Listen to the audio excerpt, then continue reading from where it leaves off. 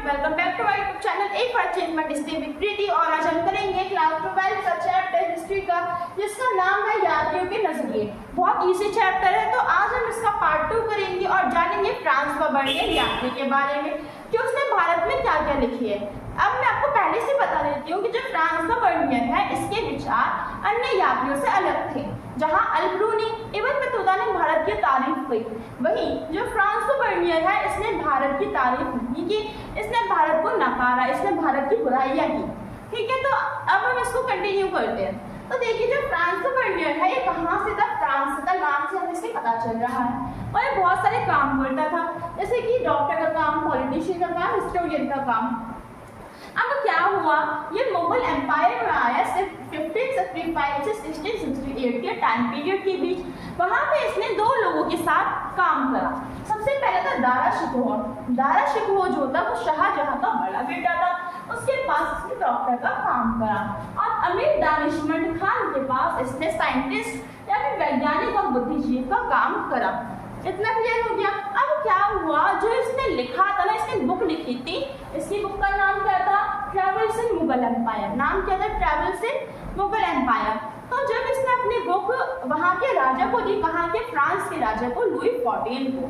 तो बहुत फेमस ये वाली बुक। और ये 5 साल के भीतर ये बहुत सारी भाषाओं में क्या हो गई? ट्रांसलेट हो गई। डच ले लो, इंग्लिश ले लो, जितनी भी लैंग्वेज थी उसमें क्या हो गई? ट्रांसलेट हो गई। और इसको 8 बार फिर से मुद्रित किया गया। तो इतना क्लियर हो गया। अब हम क्या जानेंगे कि जो फ्रांस बर्नियर है, इसने भारत के भूस्वामित्व प्रणाली, नगरों, समाज के बारे में क्या क्या चीजें बोली है। इसने अच्छा कुछ भी नहीं बोला, इसने जो भी बोला बुरा ही बोला है।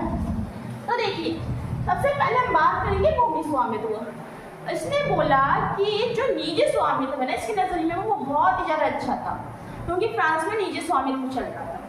तो इसके अकॉर्डिंग निजी स्वामित्व बहुत ही ज्यादा अच्छा था। इसने बोला कि भारत में निजी स्वामित्व का अभाव है और राजकीय स्वामित्व। राजकीय स्वामित्व का मतलब क्या होता है कि जितनी भी भूमि है ना हमारे देश की, उस सब पे राजा का राज होगा। अब देखिए, यहाँ पे उसका मानना यह था कि जो मुगल सम्राट था वहां का, अब वो क्या करता था, वो अपनी राजकीय भूमि को अपने और अमीरों के बीच बांट दिया करता था, जिस कारण भारत का कृषि विकास बिल्कुल भी नहीं हो पा रहा था, 0 लेवल पे था। और इसी कारण जो भारत के जो कृषक है ना, वो अपनी आने वाली पीढ़ियों को, बेटों को, पोतों को कुछ भी नहीं दे पा रहे थे।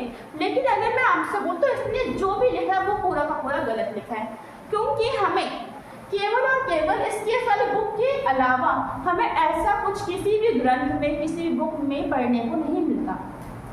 इसके बाद भी बहुत सारे आए यात्री आए, इससे पहले ही है, किसी और ने ऐसा नहीं बोला। तो अकॉर्डिंग टू मी इसने जो भी बोला गलत बोला है, गलत छापा है अपनी बुक में। अब हम देखेंगे भारतीय समाज, मतलब कि इसकी दृष्टिकोण के अनुसार जो भारतीय समाज है वो कैसा था। ये मानता था कि भारत में ना उस टाइम पे केवल और केवल 2 वर्ग हुआ करते थे, या तो बहुत ही ज्यादा अमीर या तो बहुत ही ज्यादा गरीब। जो मिडिल क्लास है ना वो नहीं हुआ करते थे, मध्यम वर्ग के लोग यहाँ पे नहीं हुआ करते थे, पाए नहीं जाते थे। तो ये मानता था। और उसने क्या बोला कि यहाँ पे जो भारत की जो खेती है वो भी अच्छी नहीं है। भारत की जो खेती, तो अब हम यहाँ पे क्या देखेंगे कि जो हमारा बर्नियर है, जो फ्रांस में बर्नियर है, उसने आगे चल के यूरोप वासियों को क्या दी? चेतावनी भी दी। अब उसने यहाँ पे जो चेतावनी है वो इस चीज की दी है कि यूरोप वासी, यूरोप के रहने वाले लोग भारत में जो प्रणाली चल रही है ना उसे मत चलाओ। अगर आप ऐसा करोगे तो आपका जो देश है वो खतरे में पड़ जाएगा और उसका विकास नहीं हो पाएगा। और इसने जो भी लिखा, इसने भारत के बारे में जो भी बुराइयां करी, उसी के आधार पे मॉन्टेस्क्यू और कार्ल मार्क्स ने आगे चलकर एशिया के बारे में लिखा। मतलब कि अगर हम देखें, जो मॉन्टेस्क्यू और जो कार्ल मार्क्स है, इनके जो लेख आते हैं ना, तो उनमें हम ये नोटिस करेंगे कि उसमें एशिया की बुराई तो है। तो ये जो बुराई का जो बेस बना है ना, ये इसी ने बनवाया है हमारा फ्रांस बर्नियर ने।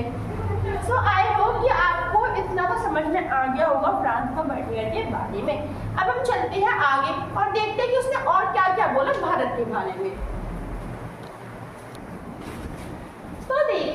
अब यहाँ पे जो फ्रांसो वर्नियर है उसने भारत के शिल्पकार के बारे में वर्णन करा है और उसने मतलब कि ज्यादा अच्छा वर्णन नहीं करा है।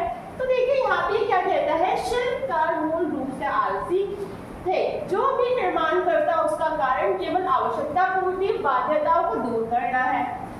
अब यहाँ पे जो वर्नियर है वो ये कह रहा है कि जो भारत में शिल्पकार पाए जाते हैं, शिल्पकार का मतलब जो कि बर्तन वगैरह बनाते हैं, मूर्तिकार बनाते हैं एक्सेट्रा, तो ये जो सामान बनाते हैं ना उन्हें कहते हैं शिल्पकार। तो भारत में जो शिल्पकार है वो कैसे, वो एकदम आलसी है, वो तभी वो शिल्प काम करेंगे जब उन्हें उसकी आवश्यकता होगी। तो इसलिए उसने क्या करा, इन सबको आलसी बोला है। ठीक है, तो आई होप कि आपको इतना समझ में आ गया होगा कि जो हमारा फ्रांसो वर्नियर है उसने भारत की बुराई किन किन पहलुओं को लेकर करी है।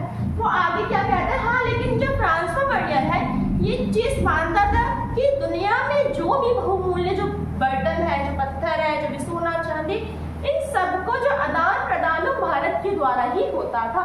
मतलब कि भारत में ना इन सबकी खदानें पाई जाती थी। अब हम यहाँ पे क्या देखेंगे, भारत के नगरों के बारे में।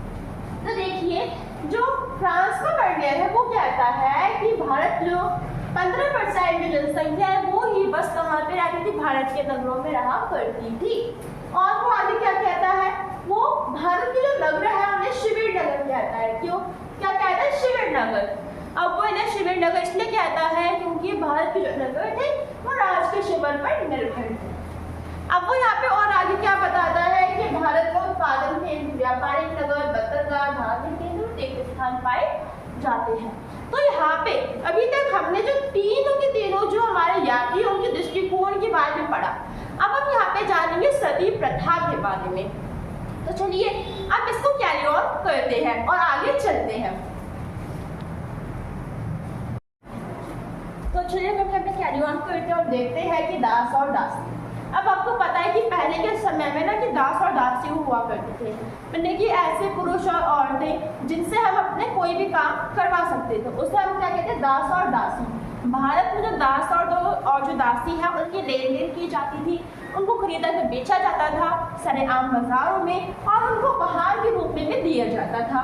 और ये जो सब कुछ है ये कौन कहता है, इब्न बतूता कहता है।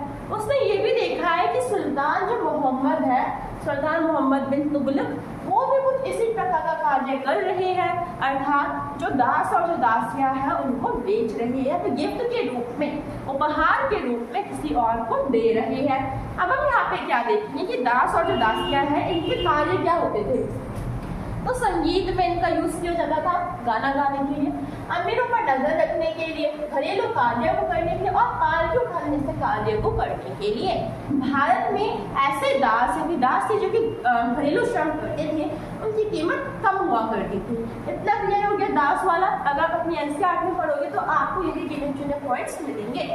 अब हम यहाँ पे क्या देखेंगे, सती प्रथा के बारे में। सती प्रथा के बारे में सती प्रथा का मतलब हम सबको कहीं ना कहीं पता है कि भाई जब भारत में प्राचीन समय में क्या होता था कि पति की मृत्यु के बाद उसकी पत्नी को भी उसकी चिता पे जलना पड़ता था, वो भी जिंदा। अब क्या हुआ, यहाँ पे जो थी औरतें वो खुद से जल जाया करती थी अपना धर्म मानकर, लेकिन कुछ जो औरतें थे वो इसके लिए मना कर देती थी और उन्हें बाद में इसके लिए बाध्य किया जाता था कि उसे चिता के साथ जलना ही पड़ेगा।